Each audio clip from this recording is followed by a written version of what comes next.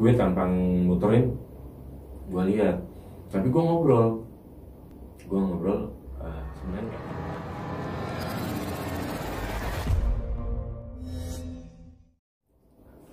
Halo, kembali lagi bersama saya.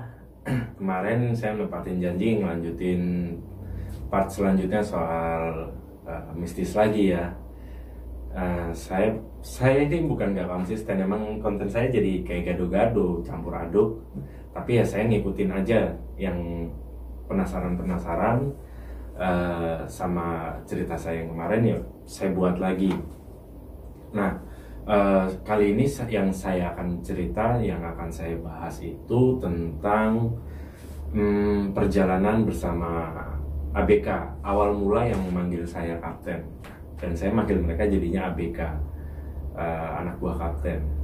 Nah, ceritanya itu, singkat ceritanya tuh gue pulang dari puncak ya kan, baru sampai depan rumah itu, yang depan rumah ada pos yang tahu ya, langsung dicegat, ten kesana yuk. Gue baru banget pulang dari puncak ya kan, kemana? Tanah Kusir atau enggak Jeruk Purut, Tanah Kusir. Ngapain? Gue katanya di sana dia punya teman lah, katanya dia melihat yang ini itu, sana yuk. Dan gue nggak pikir panjang, gue langsung berangkat aja ya kan. Naik berapa motor ya, 5 motor waktu itu. Ini gue cerita tuh tahun berapa ya, gue juga lupa sih ya, udah lama banget. Dan gue ambil poin ceritanya aja ya. Nah, gue berangkatlah 5 motor ke, pertama itu Tanah Kusir. Nah, sampainya di sana Tanah Kusir ya kan, itu beberapa orang bolak-balik kamar mandi ya. Belum masuk gerbang tuh. Nah, ada yang bisa dibilang yang dituain di golongan itu. Gue ini cerita tuh pergi sama anak-anak SMP sama SMA pada waktu itu, yang baru-baru lulus sama umuran mereka lah. Gue ngikutin. Nah, ada yang lebih dituain ya, pentolannya lah kalau dibilang. Nah, pentolannya udah siap, udah warawiri ke WC. Nah, gue mau nyebrang nih, masuk ke, gue parkir waktu itu kayak di Family Mart kalau nggak salah, atau 7-Eleven, gue juga lupa ya karena lama banget. Nah, gue parkir di situ. Pas gue mau nyebrang, orang naik motor itu bisa nabrak tong gede, dan pas jatuh kan kita tolongin, apa ya, udah ditolongin. Kok nggak kelihatan emangnya Pak, tong segede gitu? Enggak kok, saya naik motor dari tadi lurus aja pandangan. Nah, orang teman-teman itu pada heran ya, masa sih tong segede gitu. Tapi kalau dari sisi mata batin gue ya, gue ngeliat tuh banyak banget yang kayak nunggu kita masuk ke dalam artian nunggu dalam apa, mungkin mereka pikir kita akan kirim doa ziarah malam ya kan. Tapi mereka ini nggak punya sanak saudara atau yang dimakamkan di situ. Nah, mungkin ketutupan mereka jadi nggak kelihatan. Nah, masuk tuh ke dalam. Nah, pas mau ke dalam, gue cerita sedikit. Gue kenal namanya siapa ya, gue lupa. Felicia. Ya, gue nyebutnya sedikit nama aja, nggak nama lengkapnya. Gue kenal di mana Ten? Dia matinya overdosis, gue bilang. Dan lo tahu umurnya itu sekitar 22 meninggalnya. Ah, lo so tau lo Ten, katanya. Ya udah, jalan aja. Gue jalan, gak lama gue tunjuk makamnya itu dikebumikan di situ. Sontak pada kaget kan, gila lo Ten, kok lo tahu Ten, teman lo Ten? Mana gue tahu, gue kesini baru, kok lo bisa tahu? Lo nanya juga nggak pakai otak, gue bilang. Di sebelah gue orangnya, sebelum nyebrang tuh gue udah ngobrol ya kan. Nah, udah tuh yang pentolannya tuh bisa, Ten, di sini ada apa aja, nanya-nanya kan. Lo mau lihat? Iya, gue mau lihat. Pada kepo-kepo ya kan. Pas gue ngobrol, angin muter. Itu daun-daun kering tuh bisa muter gitu tengah malam loh, muter-muter terus begitu pada ketakutan ya kan, wah apaan tuh. Nah mereka mau lihat, nah ketika mereka mau lihat sebelah makam itu ada daun pohon goyang satu, padahal angin nggak ada sama sekali. Udah muter, angin makin lama kenceng. Gue cerita, gue nggak bohong nih.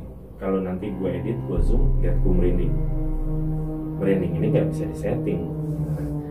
Jadi kalau makhluk gaib itu, makhluk astral atau bangsa apapun, kalau kita obrolin terus mereka bisa datang. Percaya apa enggak? Kalau gue sih iya. Nah cerita itu udah mulai. Itu yang namanya pentolan kelompok mereka itu. Sakit perut, mulus. Udah Tin, gue mau berak Tin, pucet banget tuh orang, pucet. Udah Tin, gue gak kuat Tin. Jadi lu gini, lu pentolan, gue bilang, lu gimana sih? Belum apa-apa, udah ketakutan.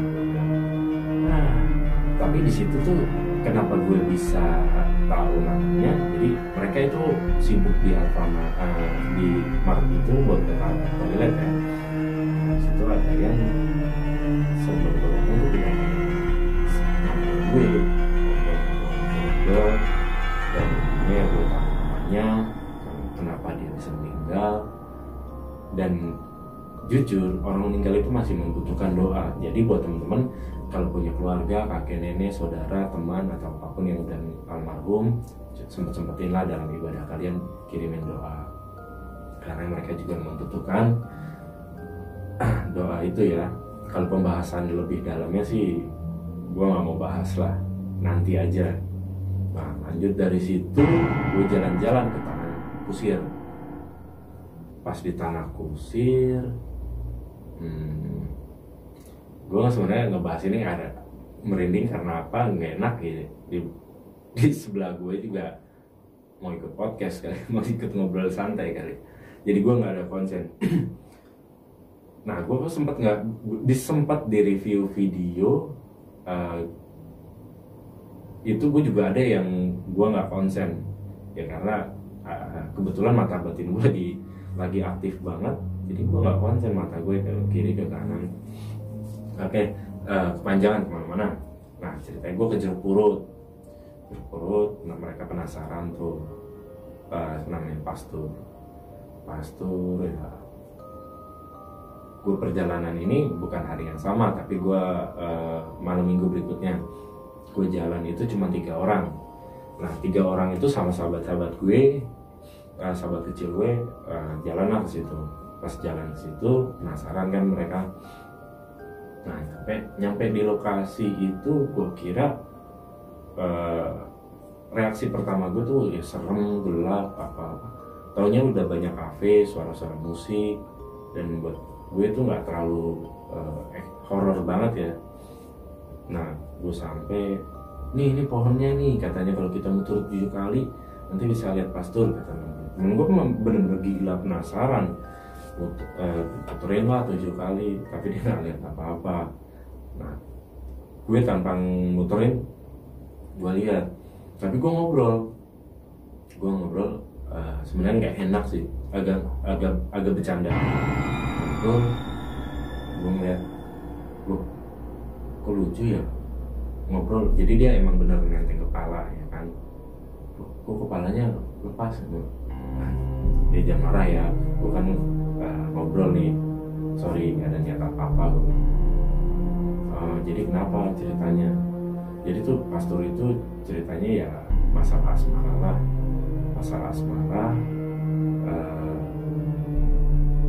gue nih cerita ya menurut dia ya, yang sosok bener-bener, bukan sosok KW-KW-nya. Jadi ada kayak masalah asmara, ada seorang wanita yang ngejar-ngejar cowok, tapi yang namanya cowok ini udah terikat janji tidak menikah. Padahal si cowok suka, tapi si cewek ini disukai sama cowok.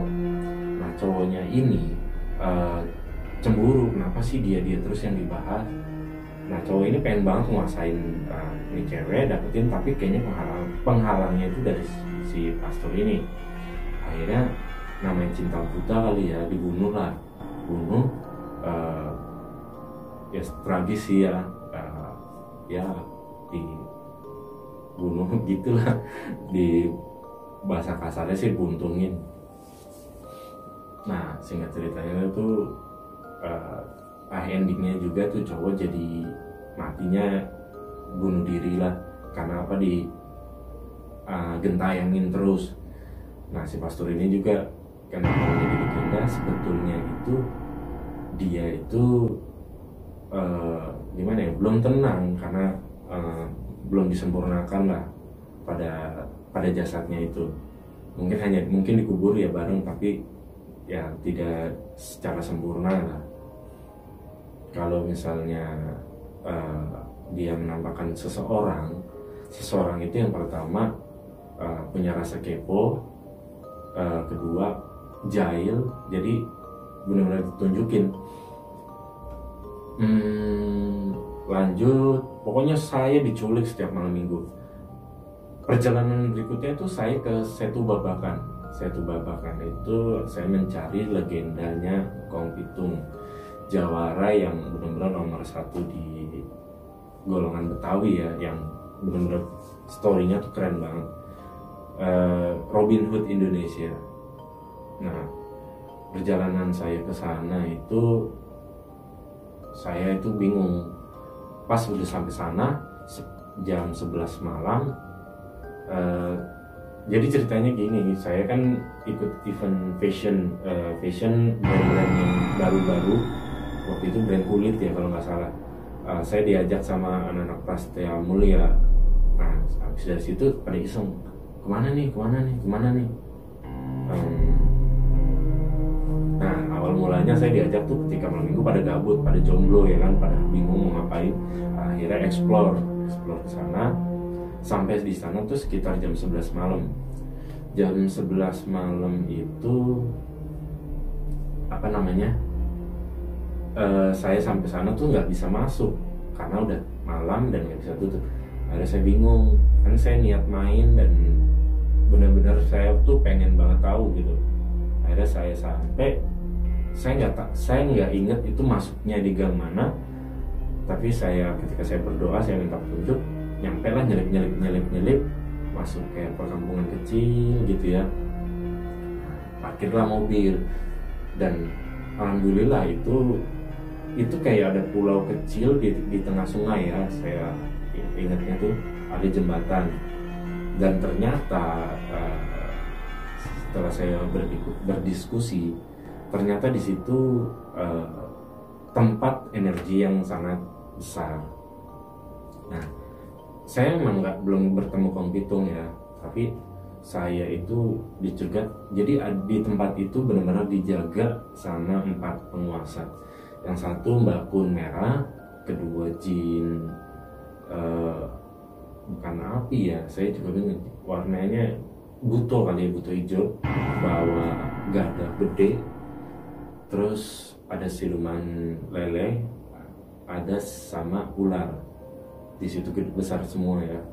Nah di situ saya diskusi ya. Saya nggak ke situ tujuannya bukan buat narik benda dan minta sesuatu, tidak. Saya hanya main dan saya jelaskan.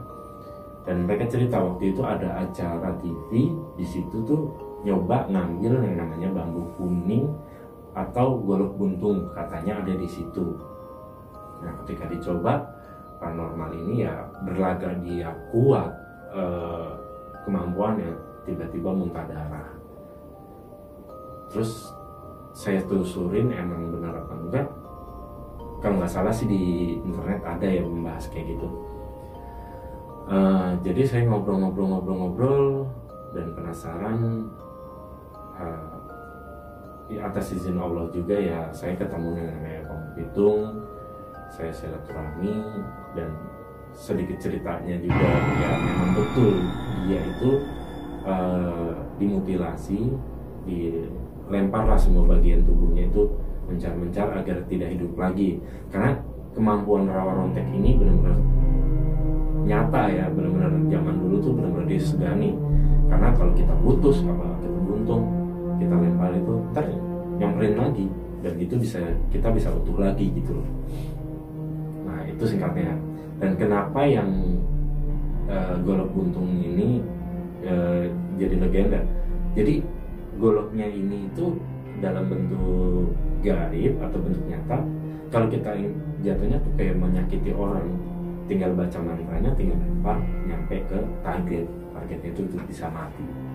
Nah jadi ada hal mistis yang diincar Pak banyak orang di sana gara-gara benda itu. Terus ada peninggalan, dan tapi saya tidak sedikit pun buat ngambil barang-barang itu karena saya nggak tertarik. Nah pengalaman jalan-jalan horor saya mungkin saya lanjut lagi ke part selanjutnya biar nggak bosan, biar nggak kelamaan. Pokoknya jangan lupa di komen ya video saya, pengen ngebahas yang seperti apa, bagaimana. Jangan lupa di like dan subscribe juga. Saya ucapkan terima kasih banyak sudah menyaksikan video saya. Assalamualaikum warahmatullahi wabarakatuh.